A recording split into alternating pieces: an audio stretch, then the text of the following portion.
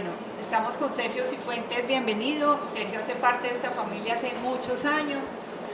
Sergio es gerente de Primes, además tiene una cantidad de camisetas que él ya después nos contará si hay tiempo. Y vamos a hablar y damos como un vuelco a otros temas súper interesantes, pues, completamente transversales al mundo financiero. Y vamos a saltar, y uno diría, ¿y eso qué tiene que ver? Pero es unas conexiones impresionantes. Vamos a hablar con Sergio sobre finanzas personales, vamos a hablar de remesas, vamos a hablar de cross-border payment, que es un tema pues en este momento supremamente relevante, y sin duda temas de inversión en criptomonedas, qué está pasando con todo esto, y definitivamente las plataformas de pago que cierran todo ese ciclo, y de manera muy relevante empezamos con ese tema de remesas y de finanzas personales que llenan los bolsillos de nuestros deudores de una manera muy importante para que muchas de esas familias puedan atender sus pagos. Entonces, Sergio, bienvenido, preséntanos háblanos un poquito de ti y además de nuestros proyectos juntos, porque con Sergio tenemos un proyecto de un foro de remesas y tenemos varias cosas que se las estaremos contando el año entrante. Sergio, cuéntanos acá a la audiencia. Muchas gracias, Beatriz. Bueno, muy buenos días a todos, muy agradecido de verdad por estar aquí contigo haciendo de este ejercicio que es conocimiento y experiencias de vivencia, tener uno la posibilidad de hablar de lo que uno ha vivido y lo que uno ha tenido que llevar a cabo dentro de su ámbito profesional. Rápidamente les cuento, duré 18 años trabajando en el sector financiero, la mayoría de ellos estuve muy centrado en lo que fue temas de gremios, en el tema fiduciario, en el tema de compañías de financiamiento, y después me retiré y empecé a trabajar en el mundo del emprendimiento y de lo que era la consultoría. Cuando uno sale del sector financiero, lo primero que le llama la atención es que no sabemos de finanzas personales, y los que tuvimos que vivir una quiebra, después de vivir también en el mundo financiero, entendemos la importancia de lograr darle un vuelco al mundo y a la situación de las finanzas personales y de la inteligencia financiera. Y así es como efectivamente con Beatriz empezamos a trabajar en muchos temas relacionados con cómo hacer que las personas entiendan la importancia de manejar todo lo que tiene que ver con su patrimonio, con sus activos, y cómo uno también tiene que entender que del error se aprende, ¿no? Y eso ha sido uno de los caminos que me ha llevado a, como propósito de vida, hablar de mi fin personal. En ese orden de ideas, pues uno aquí empieza a ver que tiene un marco muy grande de extensión el ejercicio de las finanzas personales, sobre todo cuando desde el ámbito financiero desconocemos muchos temas que son muy sencillos de aprender y de gestionar, y que nos dan la posibilidad de salir adelante de las deudas y aprender a generar procesos de ahorro a largo plazo, y tener la posibilidad de cambiar, de pasar de una quiebra a volver uno a una estabilidad financiera, cumpliéndole a la banca, cumpliéndole a los acreedores, pero sobre todo aprendiendo uno que sí es posible ahorrar en ese mundo. Y de ahí pasamos a un tema de remesas, porque uno dice que tiene que ver la diáspora con el tema de finanzas personales, y es que las remesas hoy en día juegan un papel muy importante, no solamente a nivel Colombia, sino a nivel latinoamericano. Pues países como El Salvador, ustedes saben que son cerca del 24% del PIB que se tiene hoy en día en remesas. Colombia, pues estamos llevando, digamos, casi al 4, Dios mediante este año, si nos va muy bien con el cierre que estamos esperando que supere los 7.500 millones de dólares. Pero el mundo latinoamericano no sabe tampoco gestionar la remesa, y cuando uno se da cuenta que están llegando al país 7.000 millones de dólares y que esos 7.000 millones de dólares apenas un 5 o 10% se está yendo a remesas productivas, pues uno sabe que tiene que trabajar bastante el tema de inteligencia financiera, de finanzas personales, para que todo ese recurso que esté entrando al país pues pueda lograr rápidamente un cambio en la generación y en cada uno de los países un mejor desarrollo y una mejor economía. Muy bien, devolvámonos un poco un paso atrás, porque pues acá todos somos del mundo del riesgo, el crédito y la cobranza, y de cara casi siempre está uno a un deudor que necesita recursos y uno se cuida de no endeudarlo, que pueda pagar en últimas esta sofisticación de las metodologías de riesgo, crédito y cobranza es cuánto le doy para que esa persona progrese, cumpla sus sueños, sus metas, que no lo endeude y que pueda pagar. con todo lo grueso que hay detrás y que cuando yo le vaya a cobrar, esa persona tenga la liquidez, porque a veces tiene los recursos pero no están líquidos. ¿Cuáles serían esos 3 pilares de éxito cuando uno está frente a una familia endeudada, frente a un deudor, para llevarlo a que tenga un mejor manejo de sus finanzas personales, incluidos acá todos nosotros? Porque creo que nunca somos expertos en los financieros en manejar nuestro propio bolsillo. ¿Cuáles son esos 3 pilares de éxito para tener unas finanzas personales sanas y quizá traducir eso a esa asesoría que le hacemos a los clientes día a día? Mira, yo creo que lo primero que uno tiene que hacer es acercarse a la persona y concientizarlos que si están en un problema de endeudamiento, eso es como estar uno enfermo y necesita ir al médico para que le dé el diagnóstico. Y en el diagnóstico es muy bueno que esté al lado de la banca, que le esté dando un apoyo y le esté indicando dónde es que está cometiendo la falla y dónde está el error. Después de que uno conoce el diagnóstico, uno empieza a darle, como dicen, la vacuna, ya que estamos en época de COVID, para que deje de estar pensando en lo que piensa la mayoría de los colombianos, y es en el consumismo, ¿no? En con su mismo carro, con su misma casa, con su mismo celular, y lo único que hacen es salir a endeudarse porque sí. Y yo creo que eso no está bien. Yo creo que hay que enseñarles que efectivamente, si uno quiere empezar a trabajar ese desarrollo, tiene que empezar a cambiarlo. ¿Y cómo lo hace? Reaprendiendo, es el segundo. Entonces, primero concientizamos, luego reaprendemos. ¿Y qué es reaprender? Es quitarnos esa tara de que todo lo tengo que conseguir ya y endeudándome. Tenemos que buscar que las personas sean capaces de generar un ahorro suficiente para que efectivamente empiecen a conocer que sí pueden ir endeudándose a medida que van generando un activo que le dé dinero y le dé la posibilidad de seguir hacia adelante. Lo otro, después de reaprender uno todo este cúmulo, digamos, de experiencias, y ese reaprender tiene que ver mucho con la experiencia de la inteligencia financiera, y eso solo lo logramos a medida de que nos arriesgamos, y seguramente vamos a seguirnos cayendo, pero lo importante es levantarnos. Después de eso viene a ser administradores.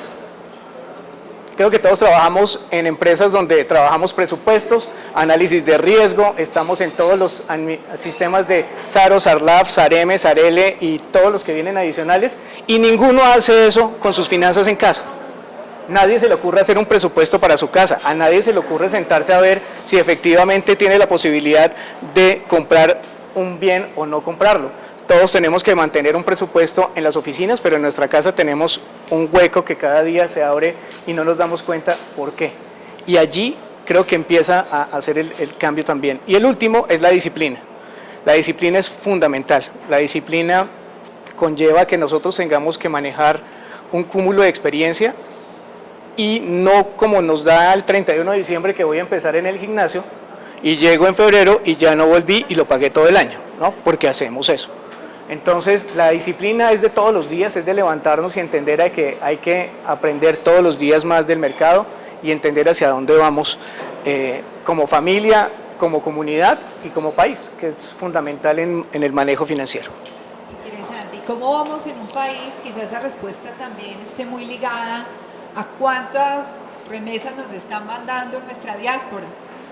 Conectemos entonces un poco eso, cómo impacta las remesas en la economía colombiana, porque a mí me impresiona que hablamos siempre de data y yo siempre le pregunto a las áreas de crédito y cobranza si tienen dentro de ese análisis el dato de cuántas remesas reciben esos deudores y tienen los datos dispersos.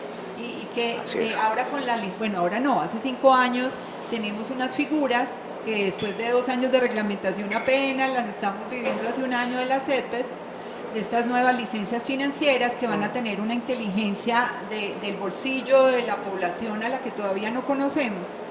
Y esa data tan interesante de remesas nunca la hemos conectado ni con riesgo, ni con crédito, ni con cobranzas. Hablemos un poco de remesas, Sergio, primero una cifra general y cómo volver esas remesas productivas para que se vuelvan una riqueza en sí mismo. Mira, el tema de remesas en Colombia siempre ha estado, digamos, siempre ha sido positivo. Desde el 2015 venimos creciendo. Pasamos de mantener en el 2010 de 3.996 millones de dólares más o menos a hoy que ya estamos superando la barrera de los 7.000 millones de dólares. tenemos crecimiento en la última década de más del 70%, y eso tiene que ver mucho con el nuevo hombre de negocios que está saliendo al exterior. Nosotros los primeros que, digamos, salieron de Colombia, esa diáspora inicial era personas que no tenían mucho estudio, que no tenían mucho conocimiento, pero hoy en día tenemos dos nuevos mercados.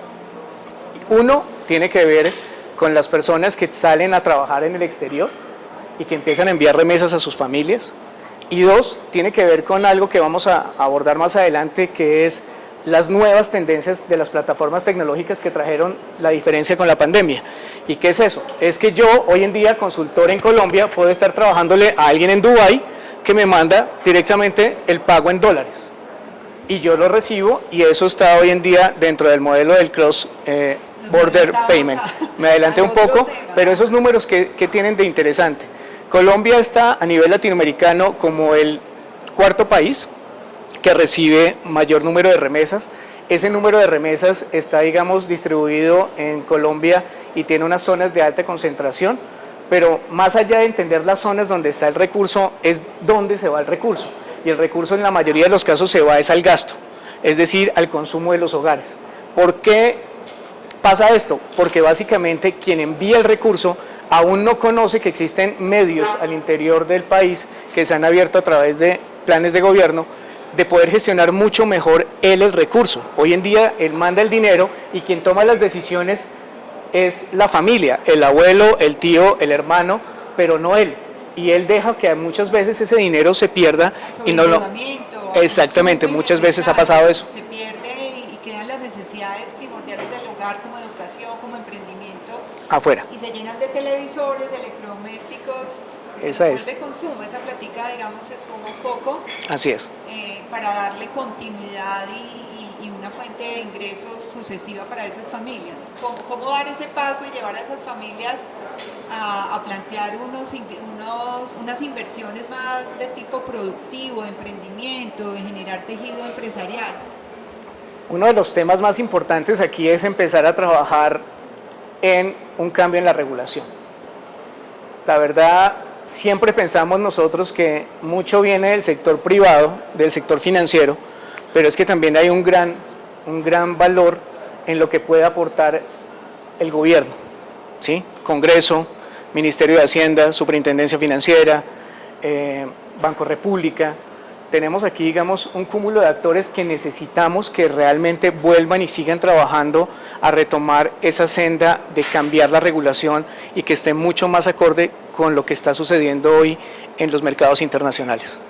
Para mí eso es lo primero, regulación. Segundo, buscar que las personas conozcan que efectivamente tienen hoy la posibilidad de gestionar de manera directa sus recursos de remesas.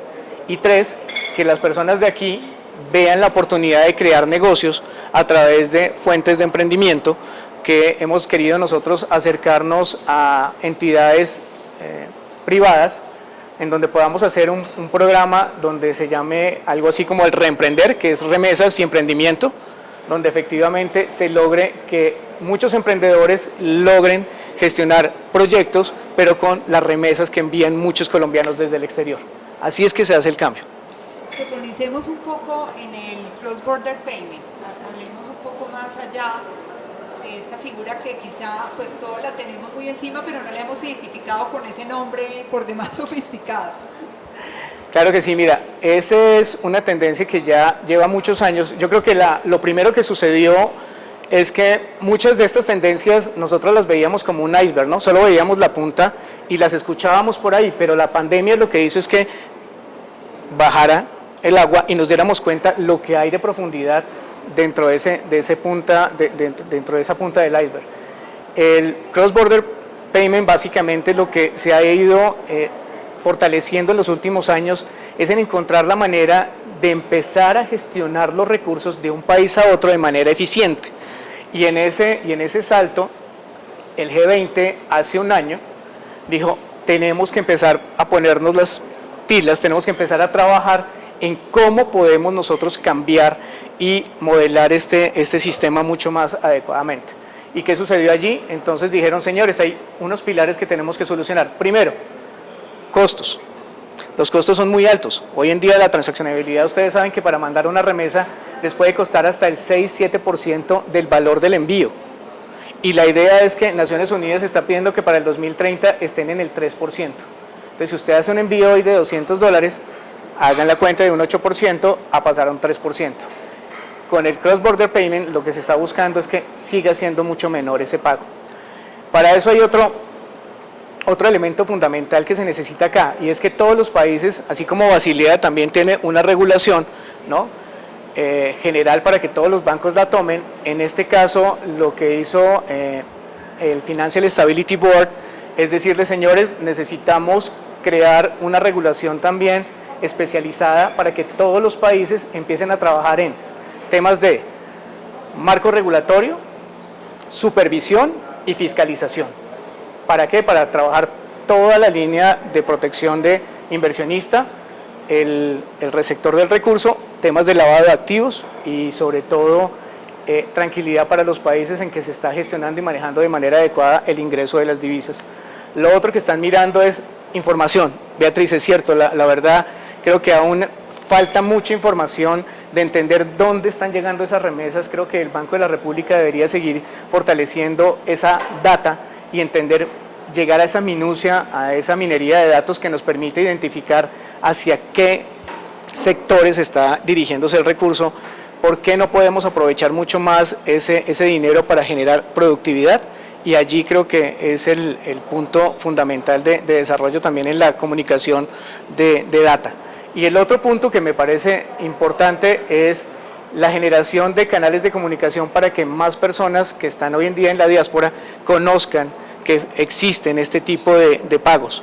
Plataformas, como les quiero decir, hay una que se llama RTM, donde hoy en día yo puedo tener ya una cuenta en dólares digital y la puedo abrir hoy en día.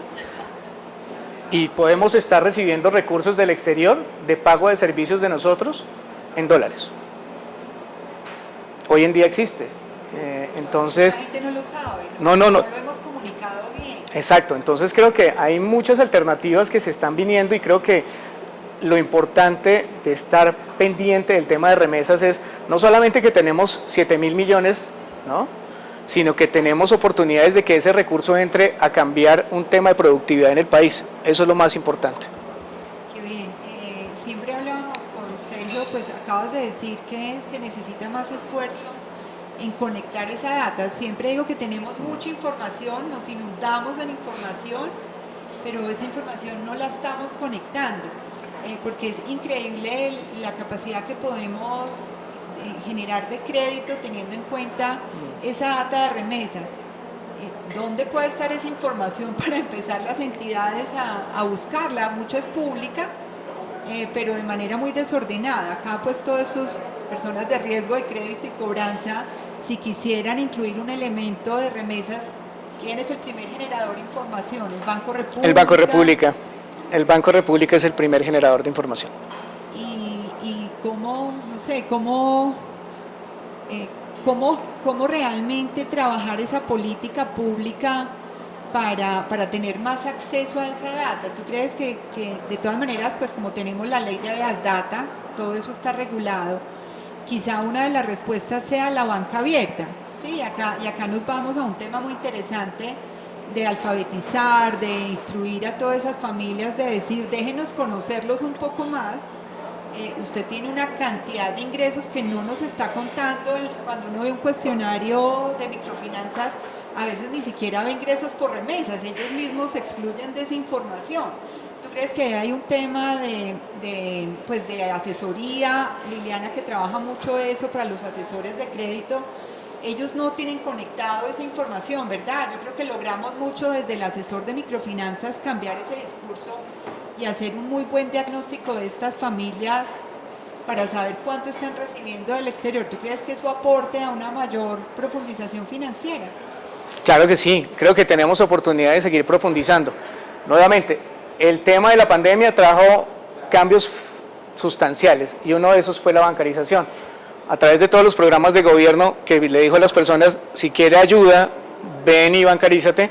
Hoy en día creo que tenemos una gran oportunidad de base de datos de las personas que están hoy en día en el país ya bancarizadas, que seguramente hacer esa unión con el mundo de las microfinanzas es esencial, y sobre todo porque si logramos que las personas entiendan que si tomaran un porcentaje de sus remesas y las volvieran productivas, lograríamos nosotros un cambio muy importante en el desarrollo económico del país. Hablemos un poco de nuestro foro, de febrero, a ver si lo podemos hacer realidad. Claro que sí, estamos fomentando la idea del foro que se llame Remesas Productivas. Lo que estamos buscando aquí es unir al gobierno, unir a todas las plataformas de tecnología que hoy en día están en el país y fuera del país, para que empecemos a conocer mucho más y reconocer la importancia de las remesas en Colombia. O sea, yo creo que cuando ustedes hablan de 7.000 millones de dólares en el país, eso realmente, si ustedes tomaran el 10% y lo volviéramos nosotros inversión, sería muy importante. Entonces, ¿qué estamos trayendo nosotros acá? Trayendo personas del exterior que nos empiecen a hablar de lo que hoy en día, nuevamente, abrió la pandemia, lo que es pospandemia, que sería las criptorremesas. Creo que es un tema que se viene y no lo hemos trabajado. El tema del cross-border payment, vamos a seguir abordando mucho más sobre lo que se viene en materia de regulación. Queremos seguir trabajando de la mano de los entes de control y supervisión para que el marco regulatorio se vaya ajustando a esas nuevas tendencias de los mercados, y en últimas queremos que el sector financiero sea parte de este evento, porque son hoy en día los llamados a empezar a recibir esos recursos. Yo siempre, y que cada vez que hablamos nosotros con entes de gobierno les decimos, es increíble que una persona hoy en el mundo pueda hacer una apuesta por un partido de Colombia-Brasil, pero no podamos nosotros hacer una inversión en un fondo de inversión colectivo. Eso no tiene razón de ser. Eso no tiene. Un poquito ya para finalizar de criptoactivos, de Bitcoin, se nos viene, pues primero una experiencia interesante en Salvador, a ver eso cómo evoluciona, y la arenera de la Superfinanciera está muy activa ya con varios proyectos en piloto. Hablemos un tris de eso, aunque pues este es un tema de crédito, pero todos estamos con ese tema, y que va a ser supremamente transversal en esa inversión de los colombianos. Hay que estar mirando el mundo siempre en perspectiva, pero con incertidumbre. Y la perspectiva es que pues todo el tema de blockchains y todo el tema de criptoactivos se vino y va a estar durante mucho tiempo, y ya hoy en día los bancos centrales del mundo han estado viendo que no vamos a hacer nada distinto que a convivir con estas nuevas líneas de recursos que se están moviendo en el mundo digital. Yo siento que el mundo efectivamente va a ser otro después de que veamos lo que le pasa a Salvador. Nuevamente les digo, 24% de su PIB está en remesas. Esta semana se va a hacer una conferencia que lleva hace como 8 años, que es una conferencia sobre blockchains y Bitcoin. Se va a mover del 15 al 20 de noviembre en Salvador, por ser el primer país donde efectivamente se está generando todo este tema de moneda de curso legal, el Bitcoin. Y el mundo definitivamente está cambiando y nosotros tenemos que ajustarnos a esa realidad. En el mundo, cuando uno empieza a hablar con los que están de frente al cañón en esto, están creando ya hoy en día plataformas tecnológicas donde cualquier negocio se puede hacer a través de blockchains y que tenga en cuenta cualquier criptomoneda o cualquier criptoactivo, y para allá creo que el mercado tiene que empezar a seguir evolucionando. La superintendencia está, creo que, muy en línea en este trabajo.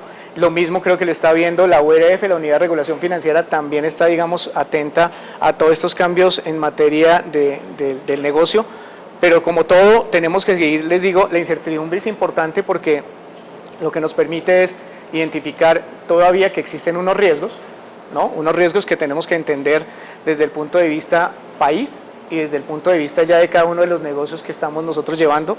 El sector financiero se está preparando también a nivel internacional, y lo que yo siento es que nosotros como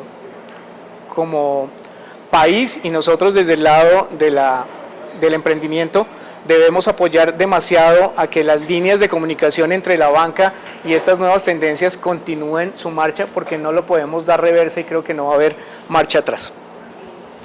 Bueno, entonces son temas que estaremos, si Dios quiere y todo trabajando. sale como lo tenemos previsto, y con nuestros aliados, desde el representante a la Cámara de Colombianos al Exterior que no pudo llegar, Así es, Juan David.